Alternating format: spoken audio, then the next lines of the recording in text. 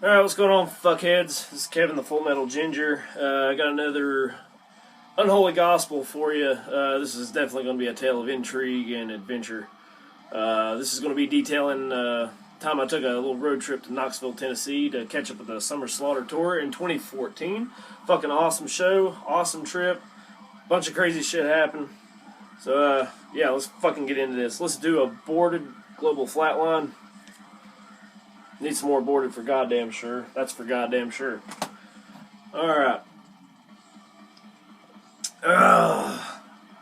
Alright, so the date of this show was July 31st, 2014. And needless to say, I was quite excited. Went with my friend Robbie. Made a deal with him. I said I'd get the tickets if he'd provide transportation, just because I really don't like driving through cities. It just, I have road rage bad enough as it is, and dealing with that, on top of being in a place I've never been to before, it's just kind of, fuck that. I'll end up killing someone or myself.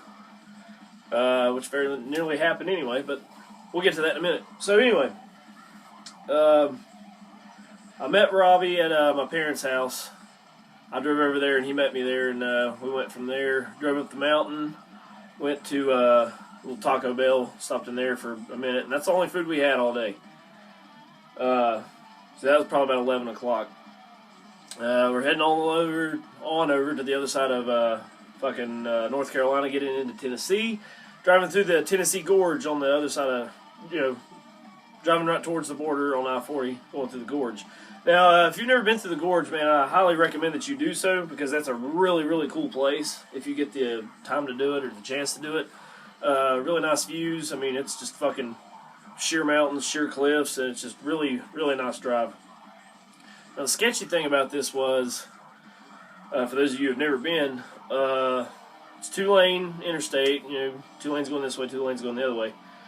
And on one side is a sheer fucking cliff that'll probably drop off a good 200-300 feet. On the other side is a 6-foot concrete barrier. And there's very little wiggle room in there, especially when you get up beside like a fucking transfer truck or something. I mean, your mirror is probably this close to that fucking barrier. It's fucking tight in there. So we're driving through there at a high rate of speed, because that's how fucking Robbie likes to drive. And I'm getting a little nervous. And he starts tailgating the fucking shit out of a semi. I'm like, dude, what the fuck are you doing? He's like, I'm getting great gas mileage, man. I'm in their draft. He's big into cars and shit. And I was like, dude, go the fuck around. What the fuck are you thinking? I mean, sheer cliff, concrete barrier. We're fucked. So he says, okay, fuck it. Swerved over, hit probably 100 miles an hour going up past this truck, and I mean, this road fucking curves like this. I mean, it's tight enough as it is, and it's fucking curvy. So that was the first little incident that happened. But it was a really fun trip out there. It's only about 3 hours from my house, so not too terrible. Any more than that, I'm really not up for the traveling part of it, but it was a really nice trip over there. Man, we jammed fucking everything on the way. Creator, Megadeth. I want to say we had some King Diamond, maybe. I mean, just all kinds of shit, just jamming it over there. Good time. So, eventually we get into Knoxville. And I remember seeing the venue right off the interstate, and I was like, holy fuck, that's where we need to go. But either I forgot what exit we needed to get off of, or there wasn't an exit there. Or I think it was confusing. I think it was like the directions on the internet said, like, 41A or something. But there was no 41A, it was just like 41. So I was expecting, a proper exit. But, none of them showed up. At least I don't remember. I mean, it could have said that and I just missed it, but who knows. So we just get off the next exit. And, I have no idea where the fuck we are. We're just driving around Knoxville, fucking lost as shit. And I'm trying to find the way, I don't like to use GPS because I like to feel like, I know where I'm going. I can get where I'm going. I don't like to rely on technology unless it's absolutely fucking necessary. So, riding around, cannot find this fucking venue. So, fuck it. Pull out my phone and put it on the GPS. And then found it within like 5 minutes. This took place at the International in Knoxville, Tennessee, which is a really cool place. And they actually, right next door, have a second venue called, what was it called? The Concourse, I believe it was. It's just a little bit smaller. They actually had an after party up there at the end of this night, but we didn't go. It was a really nice setup, man. They had like the proper box office out front. Like I think it had a marquee up above the box office, which I really like to see shit like that. And parking lot was actually under the overpass for the interstate. Fucking railroad tracks running right by through there. I mean, it seemed like we were in an industrial part of town. I remember seeing people walking down the railroad tracks to get to the fucking show.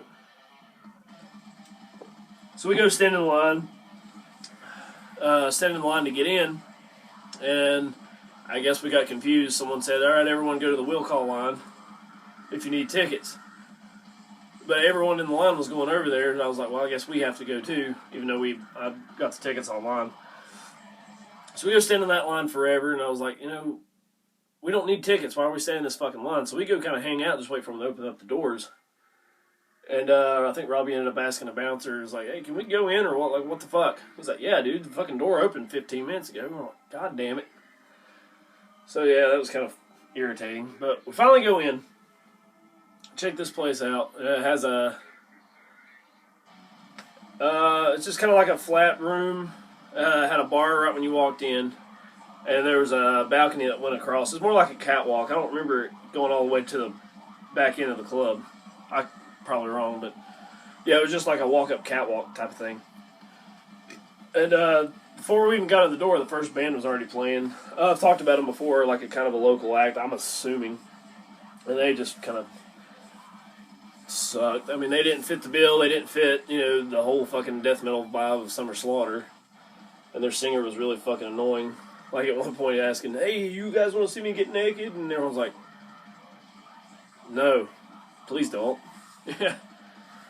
And the whole band is jumping around like they're doing the fucking, fucking gay-ass fucking new metal type of jumping around and shit. It was really annoying, and they didn't sound that great. And he starts cutting into his fucking clean vocals and kept doing this, going like that while he was singing. And I was just like, "Well, this band, hurry the fuck up and get the fuck out of here." And it was goddamn irritating. So they go off, finally. And I think Boreworm came up next. And I think they were like the band who had won the contest to open Every Summer Slaughter or something like that. They opened the tour that year. Some shit, I don't know. I remember them being pretty decent, but I don't remember much about them. And then Fallujah came on to kind of officially open it up. And that was the only band we were right up on the barrier with when they played. And I remember, for whatever reason, we just could not get towards the middle of the stage. We ended up standing right beside the speaker stack and couldn't hear a fucking thing. Just anyone who knows, if you stand right in front of those speaker stacks, you're going to fucking go deaf immediately. All you're going to hear is just fuzz. No clarity whatsoever. I remember them playing a really good set, though. And we went outside, the kind of the smoking area, or the outside area was in between both venues there. We were just kind of hanging out, letting our fucking ears readjust, and couldn't hear a goddamn thing.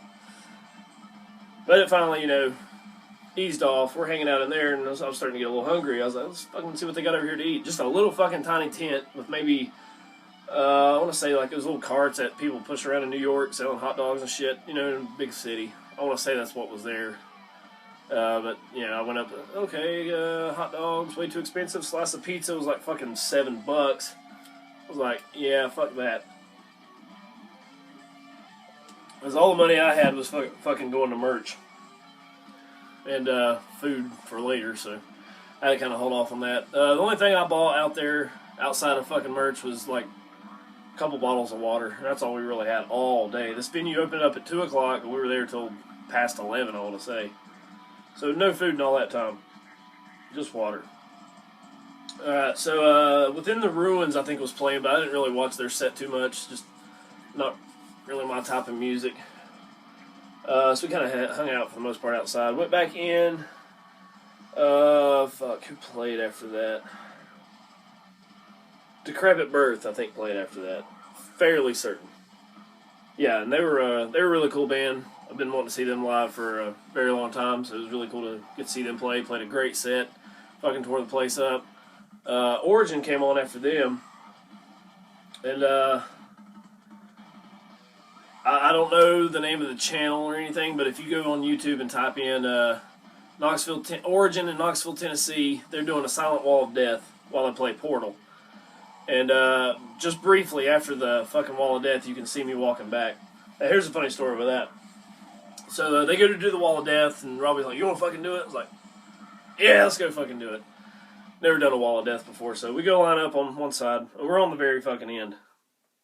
And tells everybody to fucking run and go and take off running, and all of a sudden, everyone coming in front of me kind of hooks this way. So I end up running around the edge, and no one to fucking hit. And I see people like starting to curve. I come back behind, like everyone's coming this way, and I go to fucking, I run around them, and I turn to run back, and it's like 3 girls standing there, and I was like, well, fuck, I'm not going to hit them.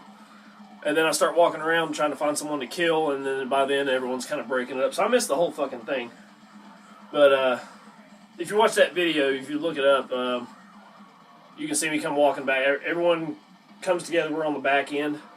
Everyone comes running together, and you can see me come walking back. It's like 2 seconds, but you can see me there. So that was kind of fucking cool. And then I believe Goat Whore played. Amazing fucking set. I don't give a fuck what any of you fuckers say. I like Goat Whore. I think they're a good fucking band. They're great fucking live. Played a lot of classic stuff. Stuff off the new album, which had just came out. What the fuck was it called? Constricting Rage of the Merciless. It just came out that summer. So yeah, I picked that up, and they played a great set. And I really feel like I'm going to forget a couple bands on this. I hope I don't. Because it seemed like Goat Whore played way earlier in the afternoon than... Anyway, went outside because Die Artist Murder and The Faceless were playing next. And I just didn't really care for those 2 bands. I mean, I watched a little of both of their sets, but not too much. It's just not really my thing. For the most part, I think that's when I hit the merch. And I shouldn't have waited so long. But the reason I did is because I didn't want to carry fucking shirts and CDs around with me all fucking day. You know, that's a bitch. Especially at a festival like that where it's all day.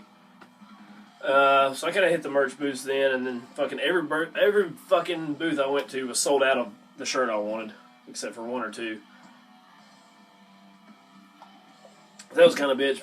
That was kind of a bitch, but I'm kind of that and waiting around for the guys to get out there. But I got to meet Bill Robinson from Decrepit Birth. He was doing their booth. The dude from Origin, the singer, if I can forget his name. Jason, maybe? I just really don't recall, and I feel bad about that. I'll look that up. But I got to meet him. He was at the booth. In total, I ended up getting shirt and CD from Fallujah, shirt and CD from Origin, shirt and CD from Goat Whore, shirt from Decrepit Birth, shirt from Dying Fetus, and shirt from Morbid Angel. So that's what I think it was. After Goat Whore played is when I really hit all the merch booths. Man, I fucking bought so much shit. I should have brought it all in here with me, but I mean, I've got t-shirt videos and you've seen it, so it's all on there. Yeah, so we're waiting around, just kind of hanging out outside. And we talked to a guy from Knoxville saying how they're really getting the fucking a lot of bands in there nowadays, and it's starting to become a really nice metal venue.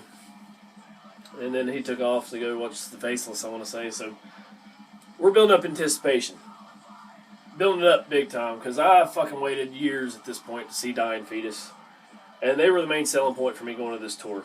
They were coming close to me, and I didn't want to miss them again. I had to go fucking see Dying Fetus. And dude, the fucking anticipation was driving me fucking crazy. Just so fucking ready for this band to come on. And after every band played, I mean, I'm a fucking smoking motherfucker, so I would go smoke a cigarette after every set. But after The Faceless played, everyone went outside. I was like, nope, not smoking this time. Going up to the fucking gate. And we ended up like maybe, there was one guy in front of me and then the barricade, so we were right up on the stage. And I was like, fuck, man, this pit's going to get big. What am I going to fucking do? I've got all this fucking shit. I'm just going to throw these shirts on. So I took all 5 of those shirts I just told you about and put them on. Well, let's see, I crammed 2 of them in my pocket and wore the other 3 on top of the shirt I already had on. So yeah, that was a challenge. And it got fucking hot as hell. But anyway, they took the Summer Slaughter banner down, hung up Dying Fetus's banner, and dude, they had the fucking old school logo, like a bunch of angels with fucking AK-47s. I think Jesus right in the middle of it. Wish like fuck they would release that as a shirt, because I would buy that in a fucking heartbeat. It was kick ass. I wanted that banner so bad. But they come out and just fucking jump right in it within the trenches. The fucking place goes ape shit, dude. Biggest fucking pit I've ever seen in my life. Granted, I've not been to a shit ton of shows, but that pit was fucking crazy. And I wasn't even in the pit, and I'm having to fight the pit off because the pit expanded so much that everyone behind us just ended up in it. So I'm constantly getting hit from behind, having to turn around and hit people and get them off of me and trying to enjoy the show at the same time. So I'm not a pit guy. I like to watch the bands play. But God damn it, I wasn't going to leave my spot, so I fucking started getting into it, slamming people, all kinds of shit. Some girl got knocked down. I thought she was going to I thought she passed out. She acted like she was getting trampled. I'm trying to get her up, and I ended up pulling her up, and the whole rest of her body's down like this, and her arms, I feel like I'm about to break her arm because she won't stand up. So yeah, it got fucking crazy. They played One Shot, One Kill, Justifiable Homicide. Oh, there's something else. I'm trying to remember what all they played. They closed with Praise the Lord, Opium for the Masses. They played From Womb to Waste, Your Treachery Will Die With You. I want to say they only played about 7 songs. I was kind of disappointed that I didn't get to hear Homicidal Retribution and Kill Your Mother, Rape Your Dog, but you know, whatever. It was still to this day the best band I've ever seen live. Not necessarily the best show overall, but the best band I've ever seen. That fucking place was crumbling around us, man. That was intense. I'll never fucking forget their set. It was fucking amazing. I wanted them to play more, but god damn it, they didn't.